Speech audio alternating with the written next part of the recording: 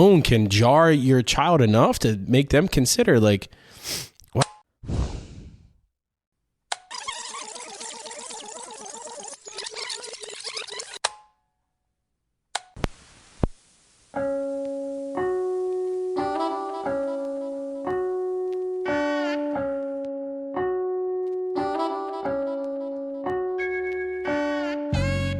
I'm Rich. And I'm Josh. Make sure your Walkman is at full battery because we're diving into our dad tapes.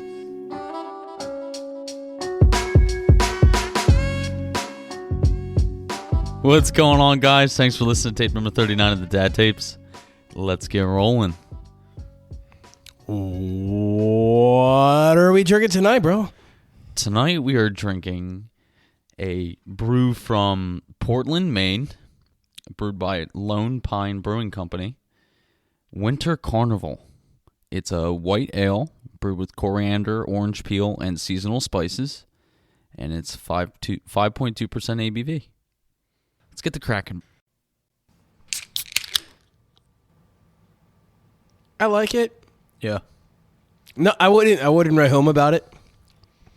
it's got like a vanilla-y flavor to it. It's got to be the seasonal spices. Yeah, kind of tastes like eggnog. A bit. I Yeah. could definitely taste the same spices in it. Yeah. Oh man. Wow. It's not bad. It's not bad, No. but I would not go and get it again. It's like a mediocre beer, in my opinion, honestly. Yeah. Average. Yeah. Tasty. I mean, flavorful. Almost a little too flavorful for me. Yeah, I'll second that one. So how's your week been, bro? Bro, it's been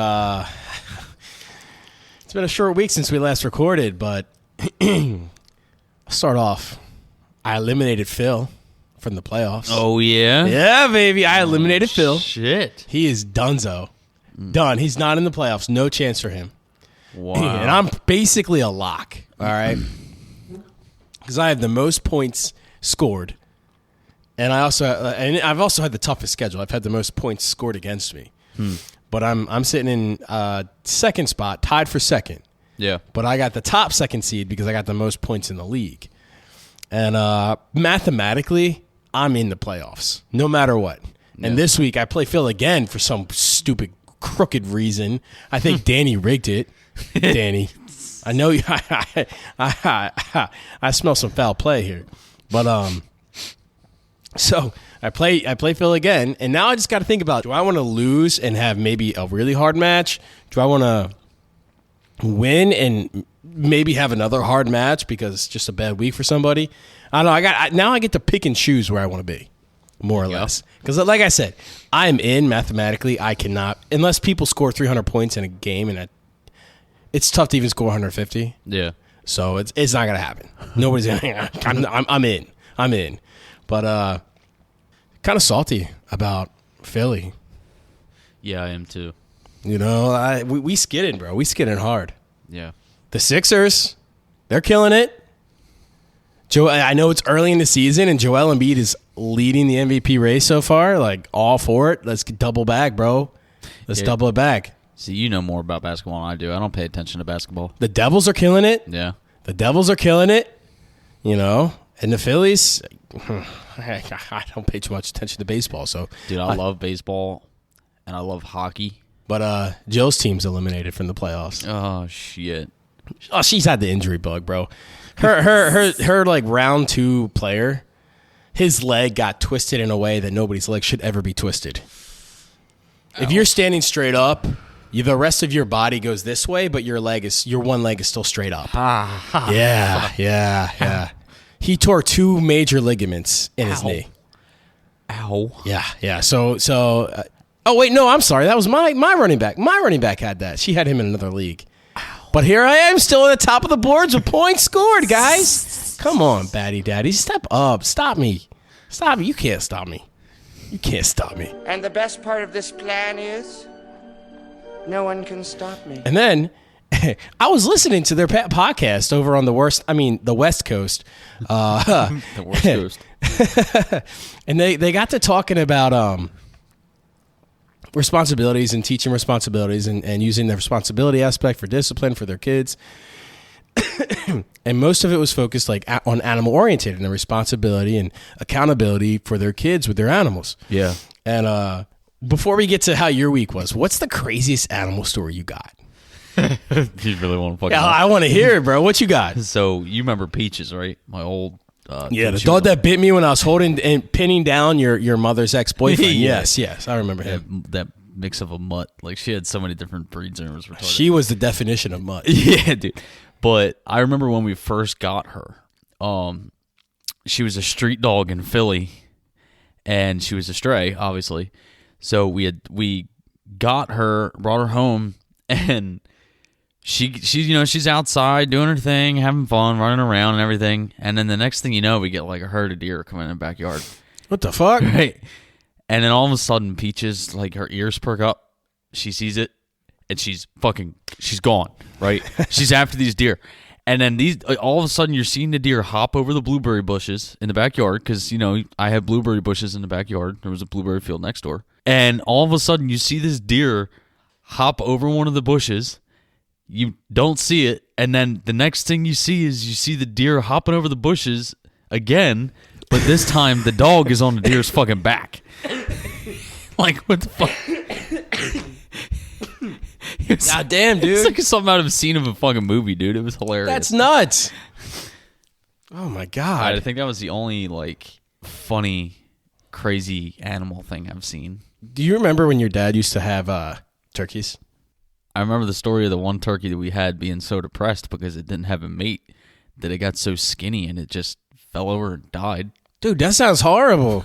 That's not funny, bro. That's twisted. That's dark. That's all I remember. Damn, bro. I was just a little schmuck. I mean, damn. I was small. God damn. Poor guy, man. He lived God damn, man. Talk about lean I hope meat. that's not foreshadowing anything here, Josh. I hope you find a girl. And you better keep her.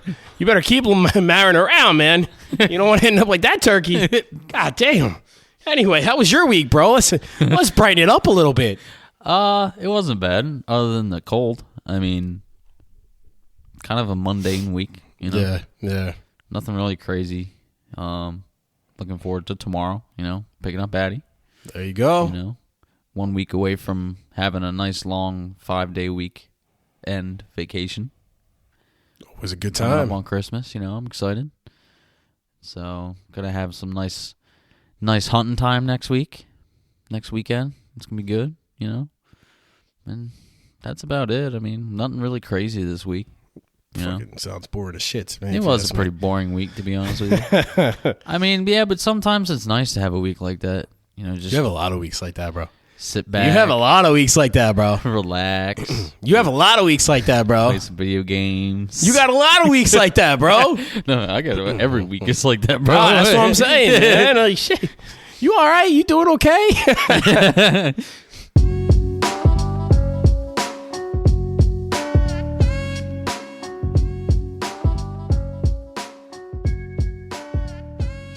You know what time it is? No. I mean, actually, I think I It do. is currently 2 minutes to 9. 2 minutes to 9 being prepared.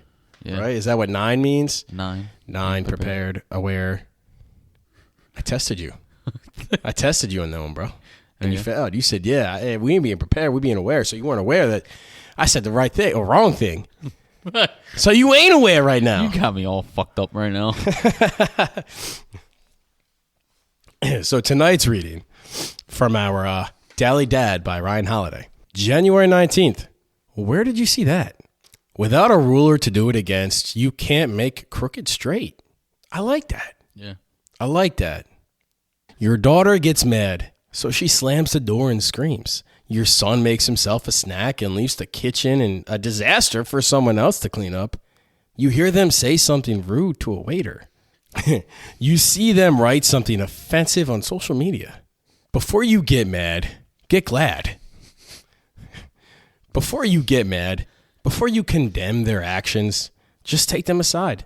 Ask them kindly and openly a question that the bodybuilder Mark Bell says he always asks his teenage kids. Hey, when have you seen me do that? That's a good. I like that. Yeah. I never thought about that approach.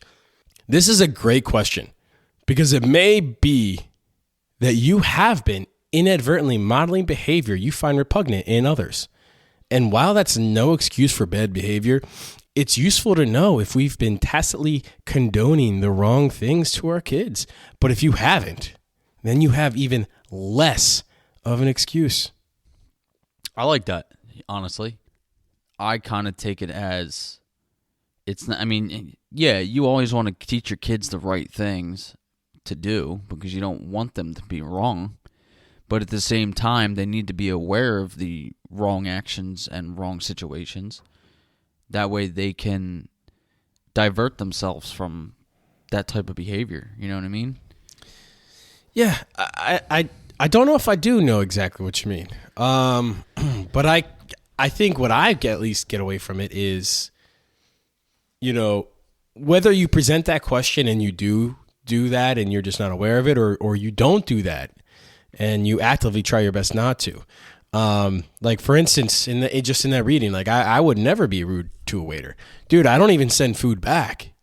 But what I think I take away from this is not only does it jar you and the potential realization that you are condoning your own behaviors inadvertently to them, and you're just being a hypocrite, like the other reading was. Yeah, don't be a hypocrite. But I also think that this could also, depending on the age of your child, really kind of have them readjust their focus on where they're getting their leadership from. Yeah, because if it's not a behavior you do, where did they learn that behavior from? I mean, because it's not like behaviors are just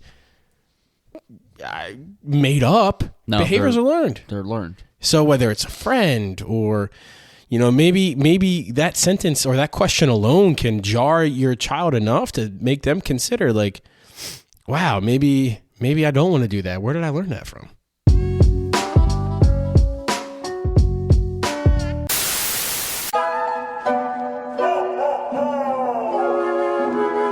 'Twas the night before Christmas, and all through the crib was a house full of children prepared to get lit. And eggnog and honey, a smoke and a cough. Came good old Saint Nick to set this bitch off. I told Santa bring him cakes, a couple cars in the crib by the lake. Dude, I hope you guys like that song just as much as we do, man. That intro was fire. That intro is lit, bro. Like, I love it, man. I don't know where I think I found it on TikTok, bro. Really? TikTok, the best place in the world, man. Right? God, I think I was taking a poop and just found a video. I was like, dude, this is awesome. We got to put this on a podcast. The best poop companion. It really is. It really better is. Than a magazine. Tonight is our Christmas special. So join us as we discuss some great family traditions, memories, and what we want this time of year to mean to our children. It's time for our data dump. So we're gonna kind of alternate some lists here, guys, just for get in the Christmas spirit and drop some knowledge on y'all. Drop some facts so y'all can learn, get educated here and get smarts.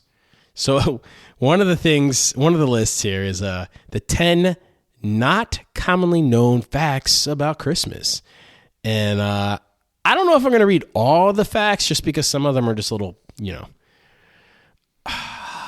underperformers. I'll put it that way, I guess. They're just kind of anticlimactic. So number one is, I think it's crazy. People have been sending Christmas postcards since 1843. Damn. Right? That's back in the true Pony Express, bro. Fuck. That's like mountaineers, going from, like Mississippi to California. Back on the Oregon Trail. Yeah, exactly. That's nuts. The second one is the biggest Christmas gift ever sent was in 1865. Without reading, what do you think it was? You already read. You're reading. No. I know this. It was from France. Yeah, it's the to Statue America. of Liberty. Yeah, exactly. Number 3 is Jingle Bells was the first song in space, the first Christmas song in space. Number 4, tinsel was originally made with real silver. God. Yo, with all the packages being stolen off of front doors right these days, could you imagine if people still decorated their trees in tinsel that was made of real silver? Or like their front porches with it? Dude, yeah, I'd you'd be a done. rich bitch. You would be one of them hoodlums out there, bro. This is disgusting in my opinion. The original Christmas pudding recipe had meat in it. What? We all know this one. Santa wasn't always red. Yeah, that was thanks to Coca-Cola. Yeah. Number 7. I'm actually going to use this one next year. Santa actually has his own postcode, and it's stationed in Canada. And you know, I know we all are aware of this, but I never knew the actual address. And that is Santa Claus, North Pole, H0H0H0, Canada. And they will actually mail you back something. I'm doing it, bro. We're going to... Okay, that's actually pretty badass. What? Spiders are a traditional Eastern European Christmas decoration. Why? There's a story behind it, but ultimately, It's a symbol of good luck. Uh-huh. Huh. Yeah. And that's where tinsel came in to the picture, was the glistening of the spider that web. Makes sense. Okay. Web. Wow. That's crazy, isn't it? That's pretty cool. That's an unknown fact, but that's a cool unknown fact in my opinion. Wow. What weird facts do you got for us? Here are some strange, bizarre, and hilarious Christmas facts. Mistletoe, or as it is more well known for, Viscum album, kidding, means dung on a twig. In the Anglo-Saxon, according to the National Wildlife Federation, it spreads through bird droppings. Oh, God. Think about that during your next kiss. The restaurant Denny's, known for its always open motto, decided to give employees the day off in 1988. The only problem was 700 of the franchises, then 1,221 locations, had no locks per the policy. Thankfully, corporate was able to come through with last-minute installation. That's crazy. I couldn't Holy imagine working at a place that doesn't have a lock. Gosh, man. Dude, that's crazy. In a 2014 survey from a Japan-based online retailer, found that 3/4 of Americans did not like their holiday gifts, with 1/3 choosing to re-gift. I've done that. I've done it too. 27% donating to charity. I've done that. And 14% cutting their losses and selling while the item still had value. And then the next stat is the American Research Group estimates the average American will spend $983 on holiday gifts. Applying the previous finding that 75% of people hate their holiday gifts, that means around $737.25 will be wasted. Shit. Why just put that back in your pocket, guys? Gosh, man. The U.S. Consumer Product Safety Commission estimates there are approximately 15,000 decoration-related emergency room visits each holiday season. National Lampoon Christmas Vacation right there, man. Old Clarky boy. A research team did the food math and found if Santa visited 640 million homes every Christmas Eve, he would consume 150 billion calories. If you lived 80 years, shit. I know. If you lived 80 years on a 2,000 calorie per day diet, you would have to live approximately 205,000 years to match that. Holy shit. That is 2,000 times. No, that is, 2,000 times more than some of the oldest people who have existed. That's crazy. According to the Chicago Tribune, film funny man Jim Carrey was so uncomfortable in his Grinch costume for 2000's live-action adaptation of the Dr. Seuss's classic, he likened it to being buried alive and hired a Navy SEAL to train him in torture resistance so he could endure wearing it. That is... What? Yo, man, that's dedication to a role right there. Santa Claus has inspired more horror films than famous screen boogeyman Jason Voorhees, Freddy Krueger, and Michael Myers. Wow. The AV Club ran down 18 a few years ago. And these don't even count recent flicks like All Through the House or Secret Santa or anything Krampus related. Dude, Krampus related movies are actually pretty good. They are. If you're tired of the same old boring Christmas games, break out the Victorian era classic, Snapdragon. Here's how it works. Soak a bowl full of raisins in brandy, set it on fire, then take turns pulling out handfuls and swallowing them whole. Oh, my God. Better keep a fire extinguisher handy, though. Jesus. What the fuck? Dude, there's kids in this picture eating that shit.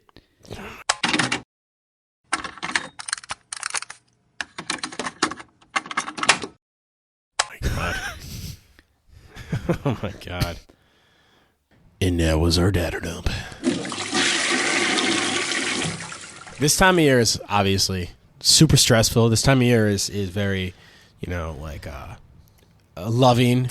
This time of year is just a lot of emotions, right? Mm-hmm. So when you get into that mindset of Christmas, decorations go up.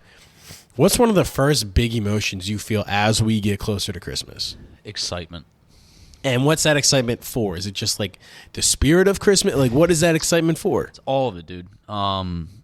Being a dad and being able to like pass on all the things that we did as a family for Christmas to her, and her get into the spirit and her get excited about the whole thing with decorating and cookies and all this stuff. And when the big day comes, what I really like seeing for Christmas is just her smile. Like her opening her gifts, her having fun, be excited. That's what makes my holiday now. Like before I had Addison and I was, I was big on like giving gifts, I was happy to receive gifts and stuff like that. Of course. Well, duh. But I mean, now it's kind of like, Yeah, it's like don't even worry about getting me gifts. Yeah. Now, like I know that, like the traditions I have, are there like traditions that you want to instill on them that you haven't yet? This coming year. That's a good question. No,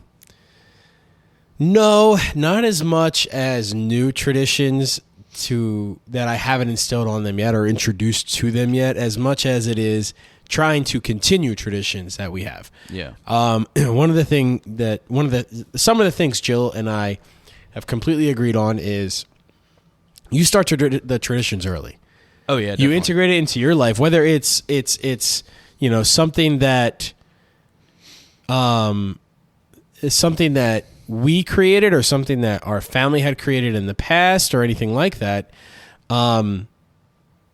We're about creating that and continuing it in whatever aspect that we can. Yeah. And by that, I mean, for instance, I think I discussed it before. One of the traditions we have is going to see Santa Claus at the mall. Yeah. And getting our pictures taken. Yeah, this year, I'm not going to lie. The photographer was garbage. Totally crap. we took Declan in 2018. We took Declan in 2019. We didn't go in COVID 2020. Yeah. And then we took Bridget and Declan in 2021. I mentioned last year that our traditions kind of got shifted. Yeah. Much against my own desires and Jill's desires for that fact as well. And it was unfortunate, but this year, we were like, look, our family comes first. And by our family, it's me, Jill, and our kids. Yeah. Oh, yeah. Everyone else, because that was the unfortunate hang up last year. We were trying to coordinate, and it's just like, why? Why? Let's worry about us first. If we want to create these core values for our children, let's focus on us first. Forget about everybody else. If they want to be a part of it, they can join our tradition. Try being a split up family. I can't imagine, man. Makes it even harder. I can't imagine, dude. And I'm not just saying with my situation with me and my ex-wife. You as a kid of, yeah. With my parents, it was a pain in the ass. I'm sure it was, man. I'm sure you guys probably lost a lot of traditions that, or traditions changed or they just didn't feel the same way. And you know what? Let's digress to that. How did traditions change for you? Growing up in a broken home and now raising a child in a broken home, what do you want to reassure to your daughter about these traditions that you're instilling in her that you took away from, whether it's negative or positive, from your experience as a child? One of the things, it's tough. Like Christmas morning, whether we woke up with my dad or my mom. I mean, yeah, it's like having two Christmases, but having to go and leave and not be able to enjoy the things that, your parents got you, kind of sucks. Yeah. Because, like, I'm sure. It's like, you don't get that, have fun and play, and your parents get to see you smile or blah, blah, blah.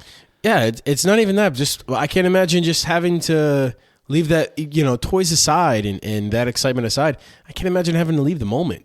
Yeah, and especially with now, like, I had, so I technically don't have the day off after Christmas. Like, normally I would go back to work the day after Christmas. And I sat down with my boss and I said, listen, I know a holiday lands on a Monday this year, and we have the Monday off. And I told her, I said, listen, I want to take that Tuesday off because, unfortunately, this year I get my daughter at Christmas dinner instead of Christmas morning. Oh, yeah. So, like, I want to be able to open her gifts, enjoy them, me not have to worry about putting her to bed super early because either I got to take her home that night or I got to take her home the next morning early. Like, I wanted her to be able to enjoy what she has and then wake up the next morning and continue. I would have been like, look, I'm gonna be off this day, whether you schedule me off or I gotta call out. I might be sick that day. and I had explained it to her, and she was like, I get that. She's like, I appreciate you being honest with me, and she's like, and I have no problem with that. And she was really cool. She was understanding about it.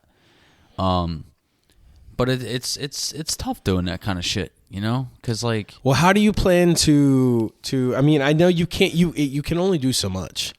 Oh yeah, of course. And I guess the only reason I'm asking is because I'm one, genuinely curious, and two, I think you can offer some insight to offer some insight to individuals who might be having to experience something like this for the first time. Yeah. And I don't mean to like sound negative, but fortunately it's not your first time having to do this. Yeah. So you have a little bit of experience under your belt. So how are you gonna make sure she savors those moments before she has to go back to mom? I honestly, I just try to make the best out of everything, when it comes to any holiday. Yeah. I try to make it like at the moment when I have her, I try to make it all about her. Like she wants to open that, she wants to play with it. Okay, cool. Or, oh, I just opened this. I want to open it now. I want to play with it. Well, you have some more gifts open. Finish opening up everything else to see what else you got. Yeah, exactly. It's tough. I mean, the one main thing that I'm gonna try and keep doing, and I've been doing pretty good at it, is the same traditions and the same things I have always done with her or in my family. I'm just gonna keep instilling. Yeah. I'm not gonna change anything up because it's going great. Everything's works out perfect without any problems. Yeah. So I really don't want to I don't want to say I'm doing like the best, but at the same time, like what I'm doing is like obviously like it's the best you can do. Exactly. And it's the best you know how to do. Yeah. So I mean it's not an easy feat, man. No, man. To be honest, but I mean, whatever I'm doing, I'm obviously doing something right. She enjoys her time, dude. That's what matters. That's what matters. So one of the traditions we've kind of done is going back to the whole Santa Claus thing and going to see Santa at the mall. And as they've gotten older, we found that like, especially as they get teens, that's gonna die out. But we had we would take them like to Storybook Land, and that was part of our routine with them, is taking them to Storybook Land and go and see that. And for those not aware, Storybook Land is like a theme park / carnival, just all Christmas orientated. It's seasonally orientated, holiday orientated throughout the year. So Halloween, it's Halloween. In the summertime, it's just normal stuff. Easter, it's Easter stuff. So Christmas time, it's really awesome there. They have reindeer. You can pet the reindeer. It's so cool. And last year, that tradition kind of got just kind of thrown to the side, much like our normal routine for Christmas at that time. And this year, we were trying to implement a new tradition, and we want to continue to try to create those traditions where we can. We don't ever want to overload ourselves, but we definitely want to continue to create new traditions. Yeah. And I think it's special to have traditions you carry over from your family, when you're a child, and carry them over into your own adulthood and your own parenthood and implement into your own kids' lives. Yeah. But what traditions have you specifically created? Because a lot of traditions I hear, that you've said is like, that's also stuff that you've done with your family. What are things that you in 2020s, in 2018 onward have done with Addie to try to create new traditions that's just like for you and her? And, at one point in time it was you, her, and your ex-wife. But what new traditions have you been have you explored any? So there is one thing that we do. We'll all hop in the car and we'll go to Wawa. We'll get, I'll get my coffee, whoever else I'm with will get whatever. I'll get Addie a hot chocolate and we'll go around, we'll drive around, we'll look at Christmas lights. Yeah. One thing that I want to, this is kind of something that I haven't initiated yet with her, but I'm going to eventually, just because she's still young for one. And is Longwood Gardens. I don't know if I don't know if you've ever been to Longwood Gardens or not. No, I know what it is, but I haven't been there. I've been for the past 3 years in a row. Nice. It's fucking beautiful, bro. It looks amazing. It's awesome. But nah, man, dude, Longwood Gardens is that's what I'm excited to start that one.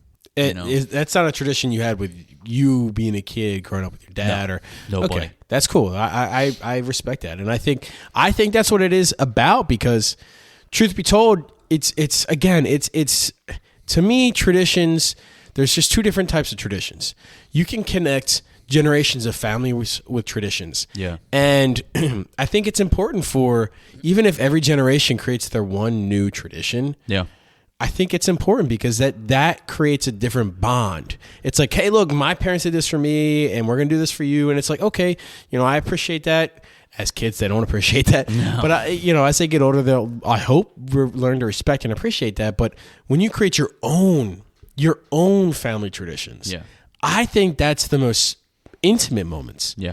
And that's what Jill and I strive to do with our kids. And as much as we, provide our own familial traditions into it from our past, we want to assimilate our own traditions with them. Yeah. Something that nobody's done with us. And that's what we're going to continue to always strive to do, whether it's whatever it is.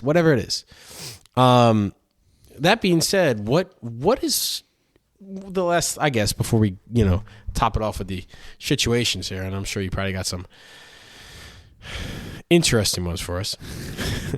What is your fondest Christmas memory?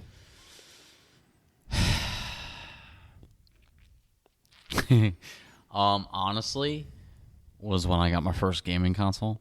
Yeah. Because it was such a hot commodity at the time. Mm-hmm. Everybody had one, and I was one of the kids that didn't have one. Yeah, bro. You were still in high school when you got yours. I was out of high school. Yeah. I don't want to hear it, bro. And I got one, and I'm like you had one before me. I was a little kid in the candy store, bro. It was fucking awesome. I opened it up, I'm like, and I just looked at my parents. I'm like, you're shitting me, right?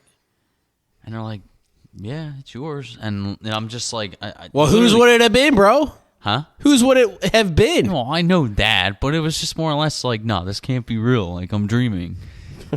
But dude, I didn't give a fuck about any of the other presents. Nope. I literally ran to the bedroom with it, hooked it up, and I still had presents wrapped under the tree. Yeah. I didn't care. One of my fondest memories is the Christmas I got. I can't tell you how old I was. I was probably too young to play the game. I absolutely was too young to play the game. GTA 3 on the PC. I remember sitting with you at the computer sometimes when you played that shit. Yeah, bro. And you were probably way too young to be watching it, shooting up hookers and taking them into the car, getting them out, pop, pop, pop, pop, fighting the triads, hiding in buildings from tanks and shit. I know. Shout out mom and dad. Buying me GTA way too young, but hey. That's what America's about, right? Yeah, thanks, Aunt Bonnie and Uncle Bob. Oh, shit.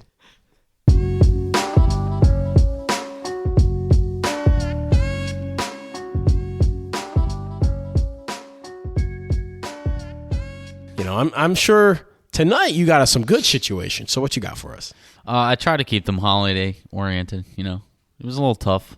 Yeah. Some of them were kind of bleh, but I kind of picked out some of the better ones. I hope they're not. Yeah, I hope you don't have any blah ones in there. First one, Innocence by Anonymous. I don't know. This could go very bad. It says, today my mom mentioned that she doesn't think she's going to let my baby sister believe in Santa. When I mentioned that I believed in Santa growing up, she casually replied with, yeah, well, you were slow, so. Oh, wow. Wow. Number 2, by Merry Christmas. Today I went to a Christmas-themed amusement park with my 21-year-old autistic sister, who adores Christmas. She took her picture with Santa and started crying happy tears. Then Santa asked her loudly, aren't you beyond old enough to know I'm not real? Vacation ruined. Wow. That's fucked up, bro. Come on, man. And the third one by... Don't even try to pronounce that. I no idea. Somebody geek from France. Today, my 4-year-old son is distraught. This morning, we saw a man dressed as Santa passed out drunk on a public bench. My son is now convinced that it was his corpse. Oh, my God. And that Santa Claus is dead. Oh, my God. Poor kid is scarred for life, bro. And the last one, by Anonymous. Today, my nephew stabbed me in the knee with a coloring pencil. The hospital says he ripped a hole in a tendon. Oh, my God. And I need surgery to fix it. Or one day, it'll snap. I'll have a limp for the rest of my life. Someone's getting coal from Santa. Oh, my God. That sucks. It sounds like you might want to be more concerned about not just your knee, but your life. Like, this kid just stabbed you with a pencil. What's the next thing he's going to use, bro? Your life doesn't just suck. Your life is at jeopardy. You need to go into hiding or go into witness protection program or something. My goodness. Holy cow. You ain't going to find any kids stabbing people in the knees on our social media. That was bad, bro. That was, oh my goodness. Why don't you crack that second one and just pound it down and just spit out the social media shout out that way, bro. Goddamn, because you know what?